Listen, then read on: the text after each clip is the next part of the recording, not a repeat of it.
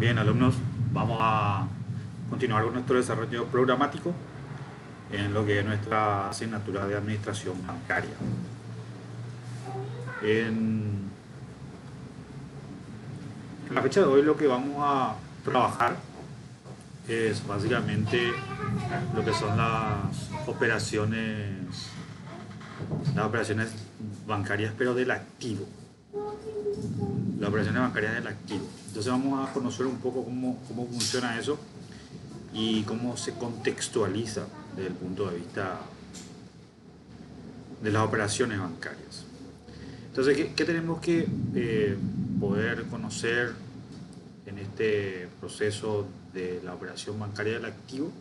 La operación activa de los bancos es que en el negocio tradicional del banco existen dos caras de las actividades.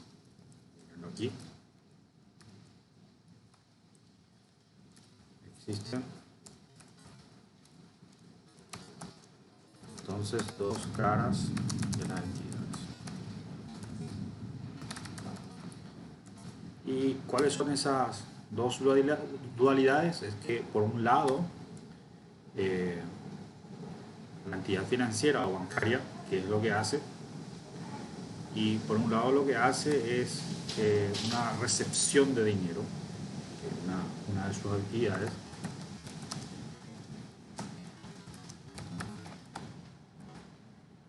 capta el dinero del público. Nosotros ya sabemos que esa es una actividad primordial del banco, en forma de depósitos, más que nada. Entonces, esto sería una captación del dinero del público. ¿En qué forma? Y en forma de depósitos, más que nada. Pongámoslo aquí. Entonces, recepción de dinero en forma de depósitos de dinero. Si el público lleva al banco sus activos, en este caso dinero, para resguardarlo. Y como nosotros ya lo habíamos visto también, el banco en esa recepción de depósitos lo recibe con el compromiso de poder devolverlo o restituirlo en el tiempo y en el formato pactado. Eso sería una forma o una cara de la operación. La otra, la segunda parte, sería todo lo que corresponde a préstamos de dinero o colocaciones.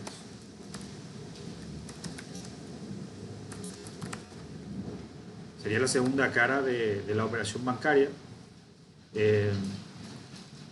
donde básicamente esta operación es el homólogo de la captación.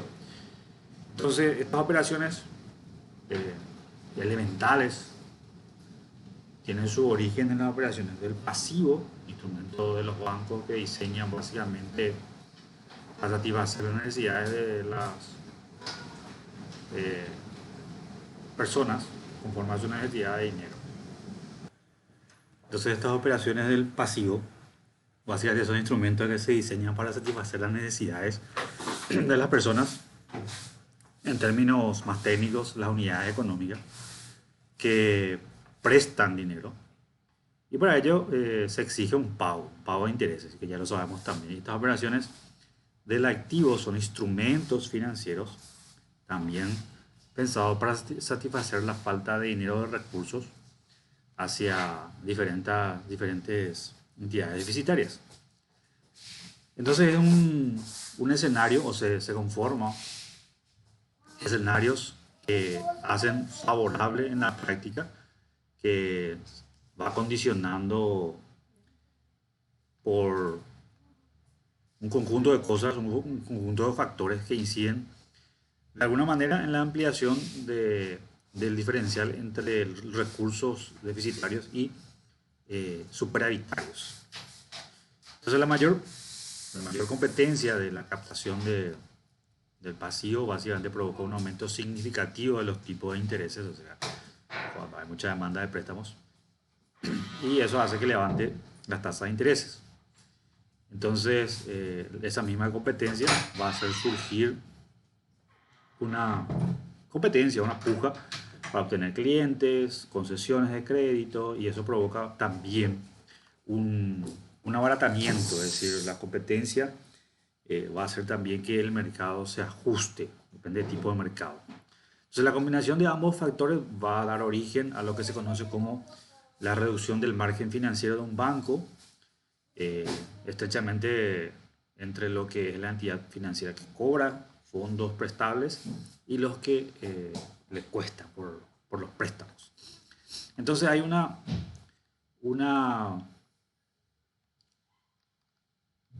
composición de lo que es el mercado de crédito, donde se empiezan a generar posiciones de esta naturaleza.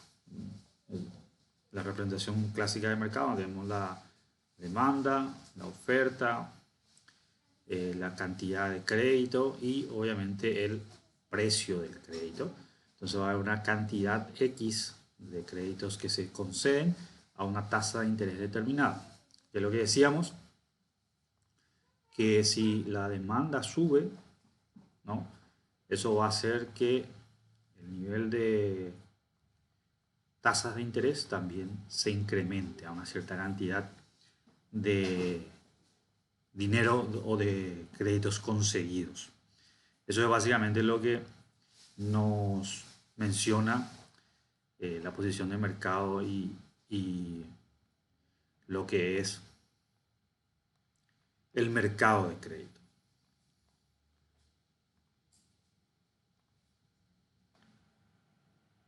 Veamos en forma puntual ahora lo que es los elementos clave para distinguir entre una operación o entre operaciones más que nada. Entonces, los elementos claves para distinguir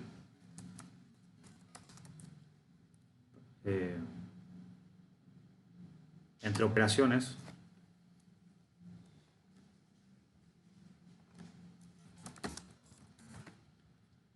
un poco más esto para que dé un poco un orden, serían las siguientes. Vamos a tener las operaciones con riesgo y con inversión. Serían operaciones con riesgo y operaciones con inversión.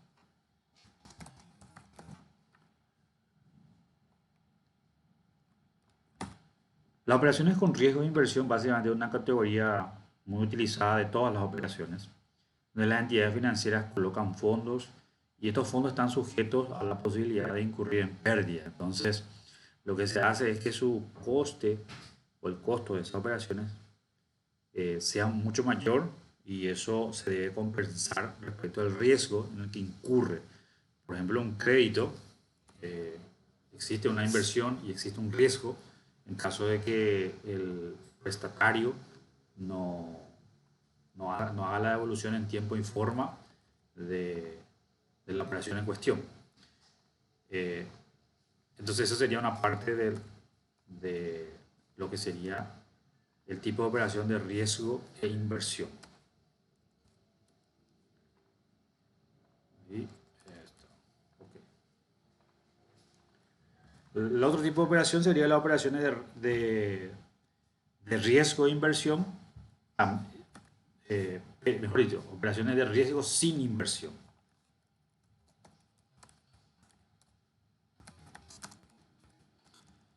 Riesgo y sin inversión.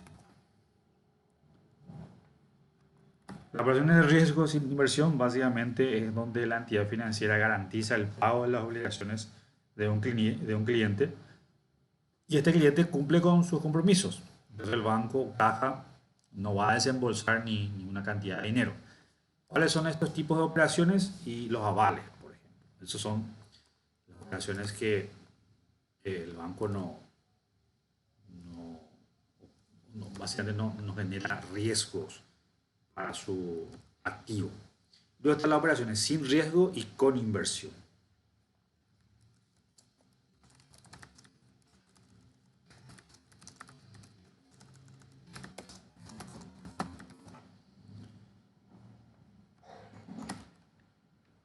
En este tipo de operación, en las cuales hay desembolso que realiza el banco y básicamente es suficiente o totalmente cubierto por los fondos garantizados que la inversión realiza el banco, asegura que no se va a perder, por ejemplo, los anticipos garantizados para los plazos fijos o cualquier garantía de efectivo. Eso garantiza que el banco no va a tener pérdida de los activos. Entonces son los tres tipos de clasificación de operaciones en las diferentes combinaciones. Y a partir de ahí se puede hablar de un cuarto tipo o grupo de operaciones que básicamente se caracteriza por la ausencia tanto de riesgo como de inversión y que hace referencia a las actividades realizadas por, por cuenta del cliente. Puede ser servicios, colocación de fondos y serían las operaciones neutras que ya nosotros conocemos qué significa eso, ¿no? Veamos entonces, hecho estas soledades, veamos un poco lo que se refiere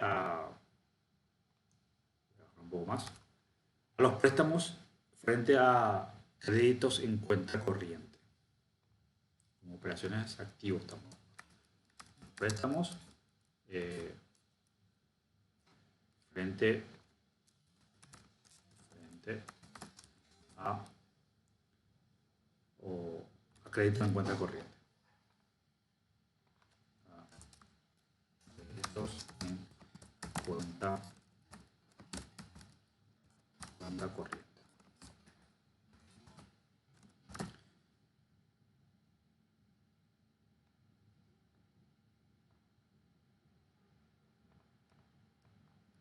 Bien. Básicamente la idea generalizada que tiene las personas que a veces se confunden un poco los conceptos, ambos se identifican por la prestación de fondos a un tercero durante un cierto tiempo. Y ahí tenemos una diferencia. Entonces, el contrato de préstamo básicamente es el que la entidad entrega al cliente una cuenta de dinero y él se obliga a devolver dicha cantidad más los intereses, de acuerdo al contrato del calendario, etcétera. Y el contrato de crédito es donde la entidad financiera se obliga a poner a disposición del cliente una determinada cantidad de fondos bajo ciertas condiciones durante un plazo determinado preestablecido. Y ahí los intereses se va a cargar sobre las cantidades realmente dispuestas y al vencimiento. Entonces el cliente va a devolver el saldo vivo y la entidad va a ir recuperando una emisión sobre las cantidades no dispuestas. Entonces el contrato de préstamo se le da a sí mismo al cliente, ya se le entrega el dinero. El contrato de crédito sería como las líneas de crédito. Entonces ambos tipos de contratos se formaliza una escritura, como una póliza, etcétera, como un procedimiento simple. Y se exige en esa escritura de los casos de préstamos hipotecarios, operaciones de cierta complejidad, unos importes o de importes elevados. En los créditos, básicamente las entidades financieras se obligan a poner a disposición del cliente unos fondos durante un periodo determinado. Y eso implica que estos importes no pueden ser prestados por el banco a otro cliente en forma directa en el mismo tiempo, por lo menos así nominalmente. Entonces, eso puede llegar a ocurrir que el firmante del crédito eh, no va a poner a disposición no va a disponer de todo ese crédito. Entonces el banco va a tener que tener unos fondos que no le están reportando ningún rendimiento y para evitar esa merma de rentabilidad suele tomar las siguientes medidas. Por ejemplo, establece una comisión de indisponibilidad sobre el saldo no dispuesto.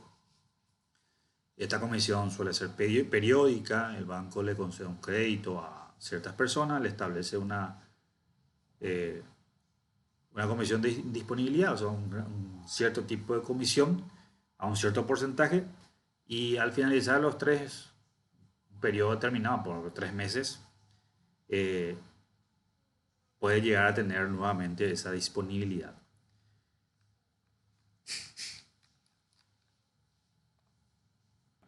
¿Cómo funciona básicamente este proceso? Bueno, hagamos un ejemplo sobre cómo podría funcionar. Supongamos que los movimientos de dinero se van a hacer trimestralmente o la disponibilidad va a ser de forma trimestral. Veamos cómo se ve esto. Creo que no se ve nada, entonces vamos a agrandar un poquito más. Por ahí estaría mejor. Creo que vamos a tener que darle un poco más de...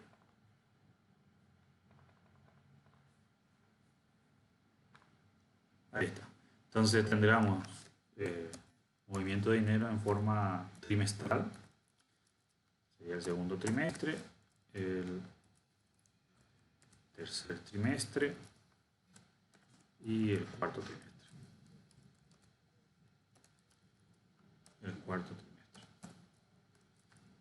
Estos serían los plazos de movimiento de dinero. Entonces, bajo nuestro ejemplo,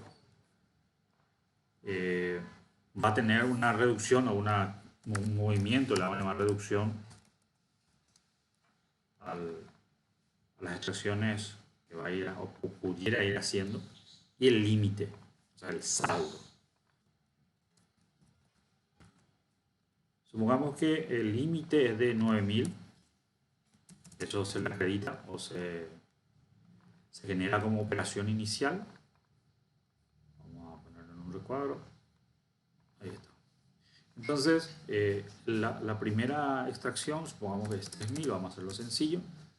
El siguiente saldo va a ser el límite menos la reducción. Otro 3.000, nuevamente sería el límite menos la reducción. Y un siguiente 3.000 tendría el mismo procedimiento. Entonces, al siguiente periodo tendría un saldo cero. Esta persona, ¿no?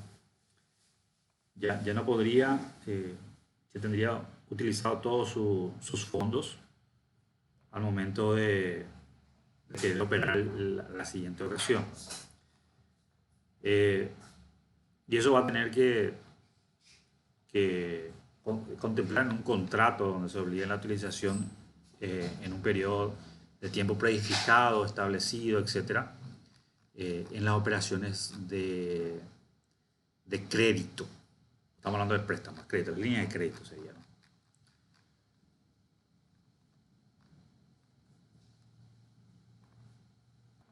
Como toda operación, como parte de los activos, tenemos lo concerniente a la tasa de interés.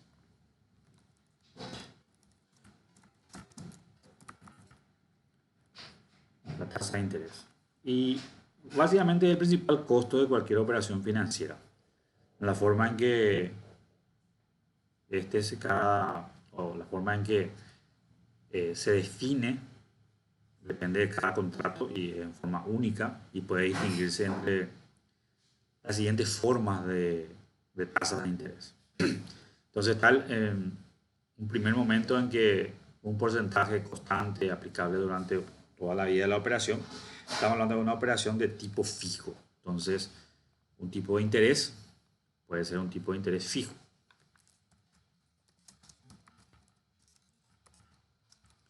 Entonces, durante la vida de la operación, este interés no se va a modificar, va a estar constante en todo lo que es la operación.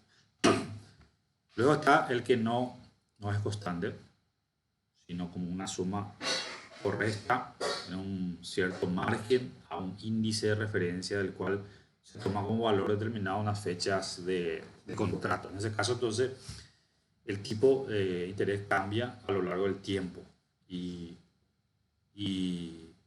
entonces esta operación es de tipo variable, entonces tenemos interés variable. Entonces, tipo de interés variable. ¿Cuáles son los índices que se utilizan? Por lo general, como la tasa de interés recoge el costo de la operación, el valor de dinero en el tiempo y el, el valor de la moneda, que es la inflación, eh, a veces con la variación de la inflación hace que se varíe la tasa de regulación monetaria del BCP y eso también implica una mayor tasa y eso va a hacer que la tasa varíe para arriba o para abajo, depende de las circunstancias. Eso sería uno de los índices. Luego se puede trabajar con índice fijo para una tasa LIBOR, que podría ser tasas de intereses internacionales, que también se trabaja o se opera de esa manera. Entonces, cuando hablamos de tasa de interés, por lo general se usan ciertas denominaciones. Por ejemplo, la denominación, la denominación TAE, que es tipo tasa anual equivalente, donde se hace como que las entidades pueden indicar los tipos de interés nominales de las operaciones de un cierto periodo de tiempo. Entonces, el TAE o la tasa anual equivalente va a ser la tasa de interés que se expresa en forma porcentual anual que se paga a término de vencimiento y que va a igualar a cualquier fecha el valor actual de los efectivos recibidos y entregados a lo largo de la operación, por todos los conceptos, incluidos los saldos remanentes en sus términos. Entonces la tasa de equivalencia se establece en base a una capitalización compuesta. Entonces cuando hablamos de TAE se refiere a eso. ¿Por qué una capitalización o tasa de interés compuesto? Porque hay una capitalización ahí ya se convierte en interés compuesto. Entonces, cuando hablamos o cuando se hace referencia a esto, entonces es lo que se genera al momento de hacer la operación. Entonces, generalmente se hace referencia al TAE con una tasa anual equivalente. Como su nombre lo dice, es una tasa nominal. Entonces, la principal ventaja de manejar el concepto de TAE es que el cliente va a obtener el costo o el rendimiento de cualquier operación y puede comparar los de una entidad con otra. Por lo general en el mercado no hay mucha diferencia, pero según los productos puede haber. Y hoy, obviamente también la periodicidad de pago. Entonces el cálculo va a estar especificado para cada operación, no va a contemplar en este proceso operaciones complejas, entonces vamos a dedicarnos solamente a hablar de las partes sencillas. Y ahí vamos a tener el costo efectivo de la financiación, donde no siempre va a coincidir con la tasa anual equivalente, con el TAE. ¿Por qué? Porque el propio banco va a establecer una serie de excepciones en cada operación en cuanto a qué gasto debe ser o no incluido en el cálculo del TAE.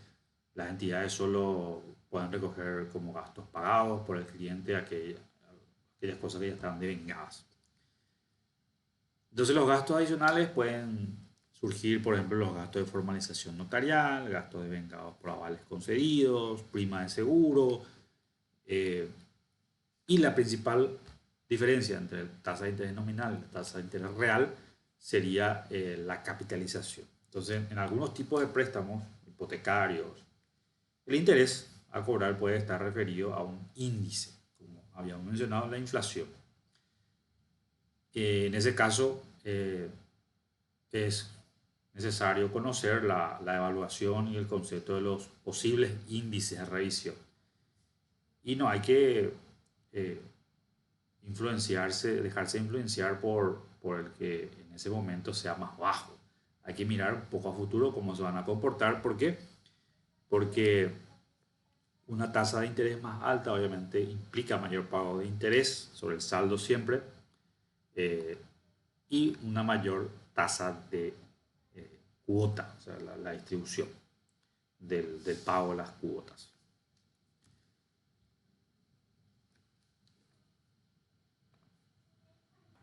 Entonces, en las operaciones de créditos, por lo general se hace un sistema de cuotas, donde se hace un cuadro de amortización a un préstamo a tipo variable o fijo, depende de cada operación. Y se hace el cálculo de la cuota, se muestra cuánto es el interés. Básicamente en las operaciones de tipo variable la cuota básicamente tiene dos componentes. Y la cuota se compone de lo que es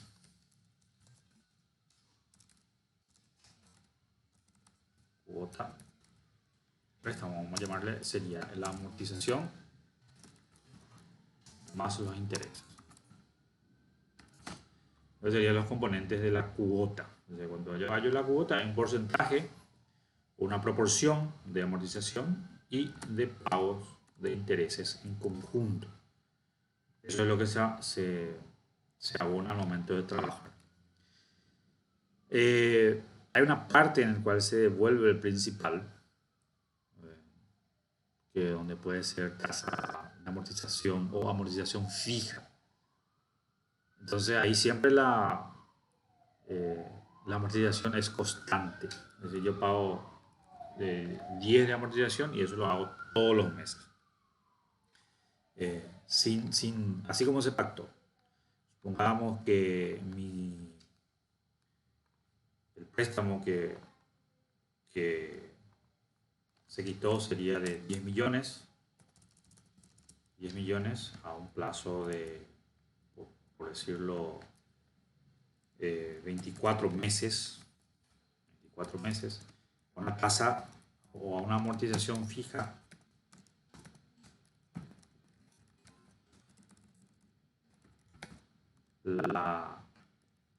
esto sería amortización fija. Amortización fija. Lo que se haría es dividir los 10 millones dividido la cantidad de meses. 10 millones dividido la cantidad de meses, entonces mi amortización, esta no es la cuota, la amortización sería de 416.667 unidades monetarias. ¿Y cómo se calcula el pago de intereses ahí?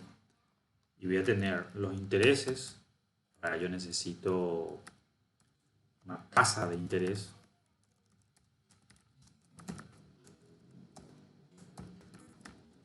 Supongamos que la tasa de interés siempre está, o por lo menos estaría referido a términos anuales, y podemos decir que una tasa de interés de 24 meses puede ser 18%. Esto está anual, tengo que mensualizar, como es tasa nominal, lo que voy a hacer es esto 18 dividido entre 12. Me saldría una tasa de 1.5%. Entonces, si hay 24 meses, yo tengo que hacer amortizaciones periódicas de eso. Para ello tengo que armar una tabla, no puedo hacer una resta directa o una multiplicación directa de esto. Entonces, voy a poner un número de periodos, capital,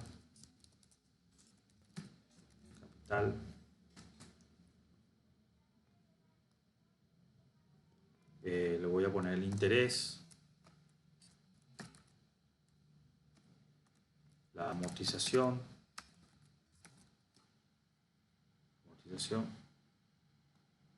cuota y el saldo capital. Saldo cap, voy a poner. Saldo capital. Entonces, como yo ya sé cuánto es la amortización de 10 millones a 24 meses, entonces esto va a ir ahí. Entonces, mi primer pago va a estar basado en los 10 millones. ¿No?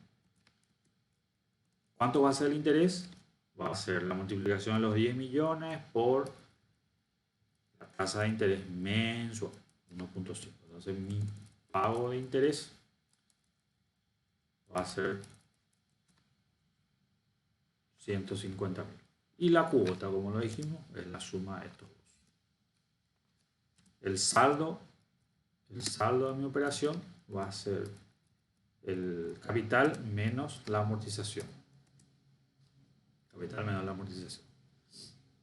En el siguiente periodo 2, tengo que calcular el saldo, que es 9.583.333.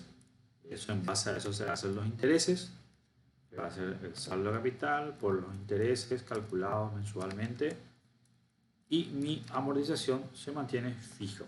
Entonces, nuevamente, esto es 416 y la cuota va a ser la suma de estos dos. Nuevamente voy a calcular el saldo, que va a ser el saldo anterior menos el saldo de la amortización actual. Y así sucesivamente. Esto va a ir yendo hasta el periodo 24. En el periodo 24 esto se tendría que cancelar. Se tendría que cancelar la operación y dar cero, ¿no? Básicamente. Vamos a hacer una suma, un contador aquí para poder hacerlo rápido. Ahí tengo 14, vamos a hacerlo en 24, 20, 24. Ahí está. Bueno, 24 meses entonces, esto voy a arrastrarlo, la operación sigue igual para todos, ¿no? A los 24 meses se tiene que cancelar la operación. Entonces, veamos, esto se movió, lo toman los intereses, pues no viene calculando. Vamos a anclarlo y vamos a arrastrar eso. Entonces, este es el que se queda fijo. Y vamos a llevarlo hasta el final.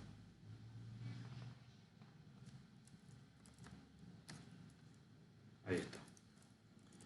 Y el saldo es cero. ¿Qué pasó acá? Y como se ve, como se puede apreciar, los intereses se van reduciendo porque se paga por el saldo. Bueno, eso es una tabla de amortizaciones de cálculo de préstamo de un banco, una entidad financiera. Bien, entonces, ¿qué es lo que se hace? Se calcula en base a eso según el tipo de interés. ¿Qué pasa si los tipos de interés cambian? Supongamos que en el mes 1 la tasa de interés anual era del 18%, como está aquí, 18%, y esto sería la tasa mensual, sería de 1.5 la tasa mensual. 1.5.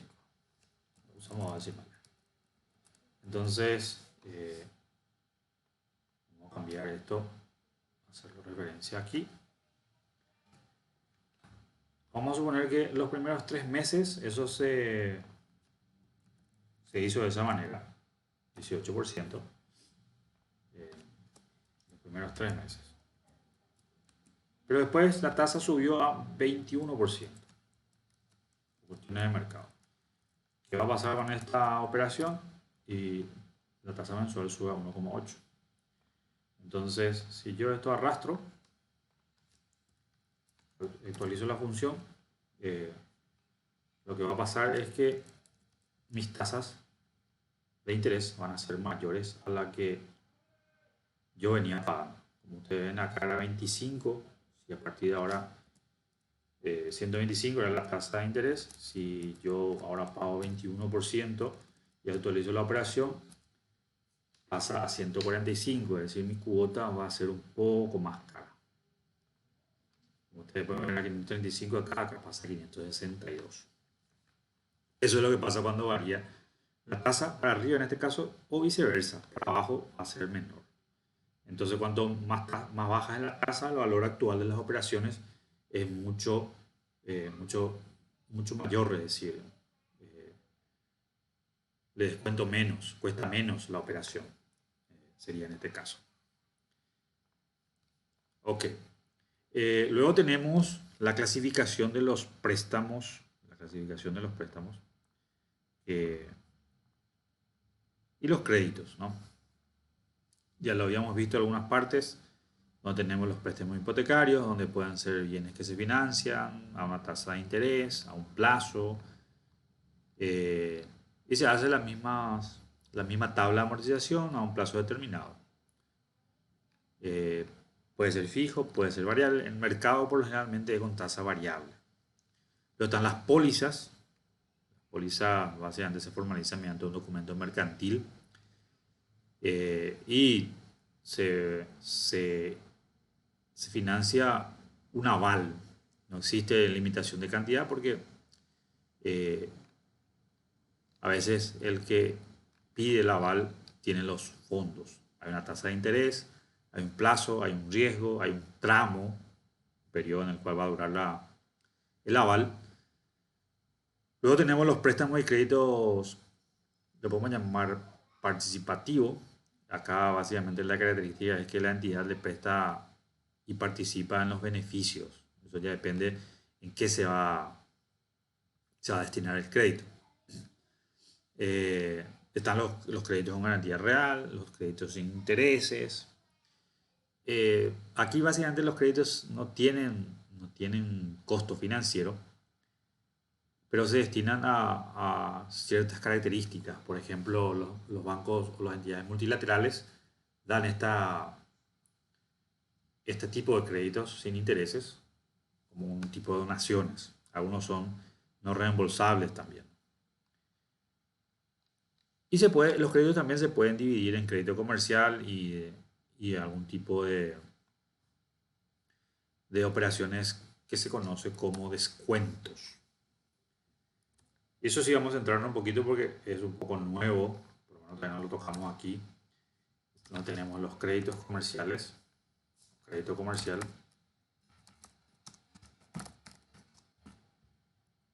y el descuento.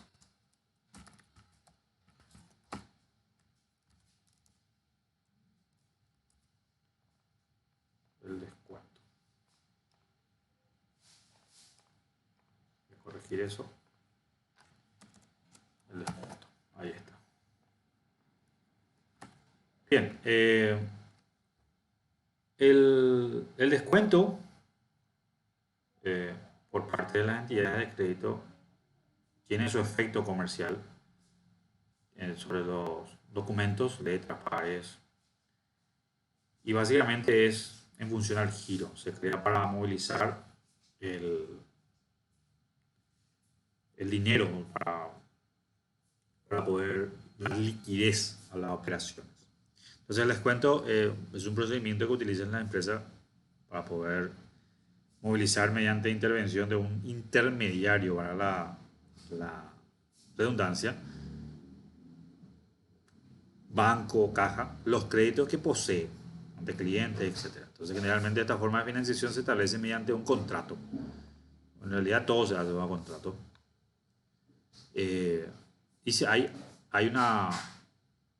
se fija un límite hasta cuándo se va a operar conforme al riesgo, es decir, los descuentos también están evaluados en base a riesgos, y hay instrumentos que se utilizan en estas operaciones. Y los instrumentos podrían ser los siguientes: la letra de cambio,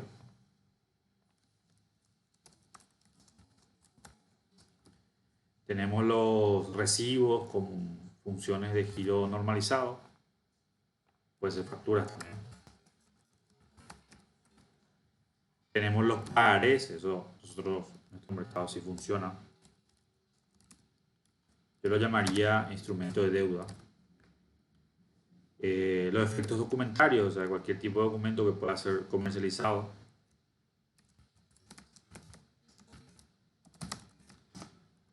Eh, las certificaciones de obra también se utiliza aquí como descuentos, sí. Y los anticipos respaldados por efectos de cobros. Un contrato que se tiene que ejecutar eso, y está garantizado de su cobro, entonces lo que se hace se adelanta el dinero en base a ese contrato. Entonces el objetivo final de estas clases de operaciones es básicamente cobrar el dinero que deben los clientes a una fecha determinada, y la posibilidad de adelantar el cobro para poder generar liquidez a la empresa. Y por lo general se hace como una quita, un descuento de esta operación. ¿Cuál es la función que se utiliza, o la fórmula que se utiliza para hacer el cálculo de descuento? Sería, voy a hacerlo mejor, el descuento va a ser igual a una razón de, vamos a llamarle n al valor nominal de la operación, o sea, el capital, por decirlo así, por una tasa de interés por el tiempo. Y eso se utiliza en forma diaria, o sea, se divide por 360. Como es banco, se usa el periodo bancario, ¿no? D sería la tasa de descuento, N sería el valor nominal, R la tasa de interés y el plazo. Eso básicamente es lo que se tiene. Y eso se conoce como descuento comercial, esa fórmula que estamos viendo allí. Esto puede ser en cualquier moneda, depende de los bancos, ¿no?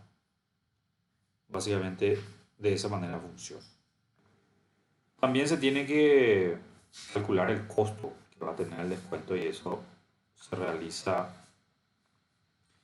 en el momento de la operación.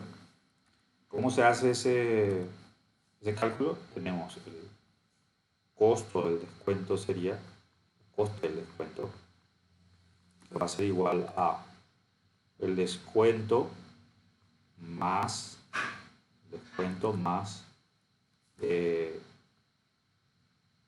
el costo de la comisión, un tanto por uno, por la comisión. N era el valor nominal de la operación. Y eso determinaría cuánto cuesta el descuento. Hay que saber que acá tenemos la D, que se puede reemplazar esta fórmula, y vamos a tener una notación un poco más ordenada. Entonces vamos a tener aquí que si yo reemplazo aquí esta función o esta fórmula, esto que está acá, yo reemplazo, ok, esto voy a borrar nomás, voy a tener la siguiente nomenclatura. Entonces va a ser D, que es N por la tasa por el tiempo, y 360 más la comisión, que es el capital por la comisión, y eso puedo empezar a hacer un trabajo matemático, sí. Haciendo un poco uso de nuestra memoria, tenemos un factor común que es n. Entonces yo puedo quitar n del segmento de la operación. No que lo voy a desaparecer, sino hallar el factor común, básicamente. Entonces voy a tener n, siempre el coste es igual a n por R por T dividido 360, ¿no? Y a eso se le suma la C. Eso sería mi factor común. Es una forma simplificada de ver cómo serían los costes.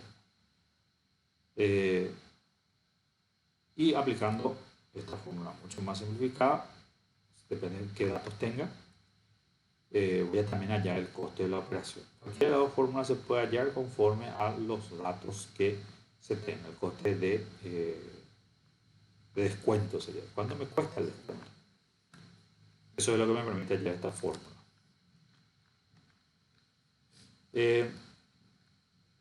Hay también nuevas formas de captación de activo que los bancos, bueno, por decirlo así, nuevas, serían otras formas de captación de activo.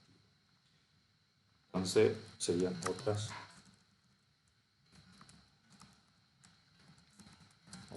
formas de captación de activos.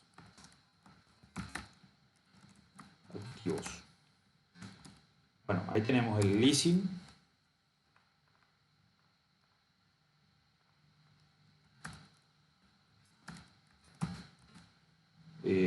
El leasing se conoce, es una operación que ya hace tiempo se viene utilizando y es una forma de financiar activos, como dice ahí, de una forma peculiar, una forma más cómoda, que permite tener el activo y no impactar de manera significativa el flujo de la empresa. Entonces lo que se hace es, se alquila el activo y con la posibilidad de comprarlo a un periodo determinado y este leasing tiene también una tasa de interés. Entonces se cobra una comisión determinada, una comisión de estudio y un tipo de interés. Eso es básicamente cómo funcionan los leasing. Recuerda que es una operación financiera. Veamos un diagrama de cómo se reflejan las operaciones del leasing. Un poco más esto para que se pueda visualizar lo mejor que se pueda.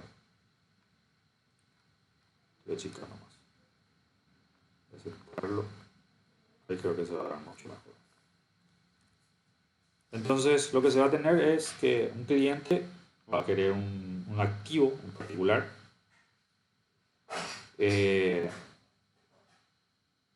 Pues un equipo, habla con el proveedor, etcétera, elige eso y se va a una entidad financiera para formalizar este leasing. Se firma un contrato, se hace la recepción del equipo y se le pone como opción a compra, una prórroga del contrato o una devolución del equipo, cualquiera de ellos. ¿Qué pasa si el cliente tiene una estructura de operación de leasing donde básicamente hay un arrendamiento, se hace el pago de cuotas de leasing, a la vez se paga el equipo? Lo que se puede hacer es se vuelve a entregar el equipo o se queda con la compra, se paga la tasa de compra. Cuando termina todo este proceso, acá puede ser lo que estábamos diciendo, la compra, la prórroga o la devolución, cualquiera de ellos. Entonces esa es la característica del leasing. Aparte que en el leasing hay una ventaja para el que está arrendando porque no tiene el efecto de depreciación en sus activos. Entonces el leasing es una forma de financiamiento de activos para las empresas y la generación también de activos para el banco. Está el leaseback. El leaseback es una fórmula de financiamiento que tiene el leasing financiero y tiene básicamente dos fases. La empresa la empresa hace financiamiento, que hace el financiamiento, vende la sociedad del leasing a un determinado bien y la empresa vendedora se compromete a seguir pagando las cuotas de arrendamiento financiero hasta tanto se ejecute el leasing. Entonces al finalizar el contrato, la vendedora va a tener la opción de comprar o vender el bien. Después está el leasing operativo y ahí el encargado del alquiler del bien básicamente es el que hace el arrendamiento, se mantiene a manos del arrendador, o el arrendatario, mejor dicho, el bien. Al final del periodo se llega la opción de compra-venta, etcétera, y se paga ciertas cuotas. Entonces, en uno se hace operaciones donde hay cuotas de arrendamientos financieros y en el otro hay cuotas también de pagos de arrendamiento. Sin embargo, no hay una penalización. Luego tenemos el leasing, el rating y el arrendamiento de venta, donde hay un grado de especialización respecto a la empresa que hace el rating, el contrato de leasing de medio o largo plazo, los bienes alquilados normalmente son usados. Es decir, hay una característica, hay una variación de lo que es los tipos de leasing. La otra forma de generación de activos sería el factoring.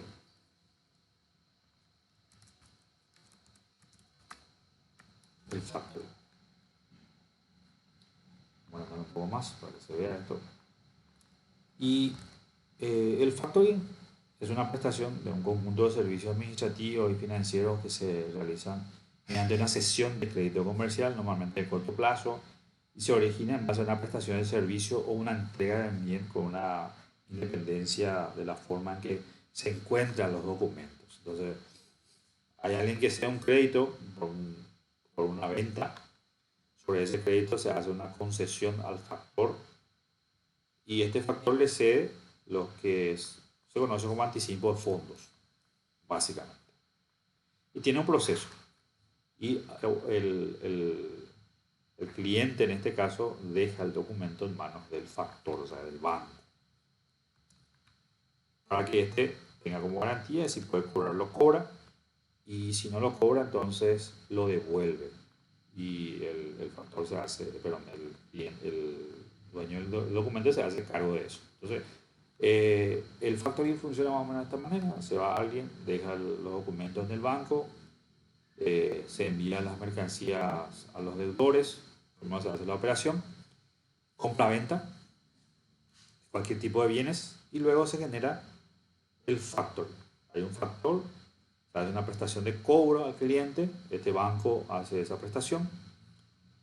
Si lo cobra, le llega a pasar al generador de documento el, el factor de cobro. Si no, si no es cobrable, luego se devuelve el documento y esto la empresa tiene que hacerse cargo del devolver el diferencial. El factoring puede ser en dos modalidades, con recursos, sin recursos. Con recursos se hace una adquisición de crédito por parte del factor, se libera básicamente al cedente la responsabilidad del impago, o sea, la empresa, si el credidor no paga, y asume el riesgo de insolvencia. Eso es sin recursos. Con recursos, entonces hay una sesión donde el deudor, si no paga, se recupera el crédito del acreedor. Eh, la remuneración al factor o al que hace el factoraje es la comisión por factoraje y los tipos de interés.